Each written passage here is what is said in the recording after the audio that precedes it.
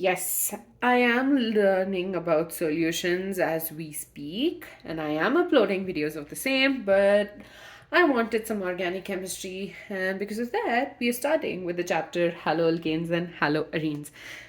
So alkanes are okay. This is an example of an alkane, right? This is ethane. When one of the hydrogen atoms of ethane gets replaced by a halogen, that is denoted as X. It could be chlorine, bromine, iodine, or fluorine. This becomes a haloalkane. Similarly, this is benzene. When one of the hydrogen atoms is replaced by a halogen, it becomes a haloarene. So in this chapter, we are talking about haloalkanes and haloarenes. Haloalkanes possess sp3 hybridized carbon atoms, whereas haloarenes have sp2 hybridized carbon atoms.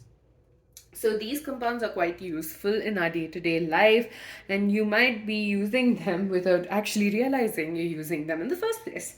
So chlorine, on the other hand, you have an antibiotic which contains chlorine, that's chloramphenicol, and it's produced by microorganisms and useful for treatment of fever.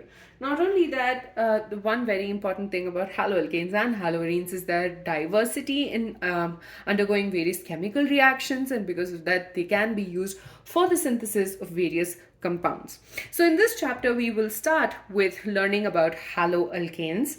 We will, so first of all, in your textbook, I think they have given haloalkanes and haloarenes as one single set. Like you have parallel things happening over there, but for the most part I am going to separate them both. So we will start with haloalkanes and then move on to haloarenes.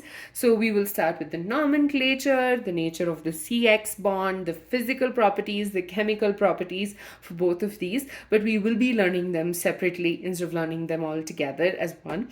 And I think that will make it all the more easy for you to learn, but nomenclature alone, I think we might have to learn them both together. So in the next video, we will be continuing with this chapter, and we're going to be starting with the classification of haloalkanes and haloarenes.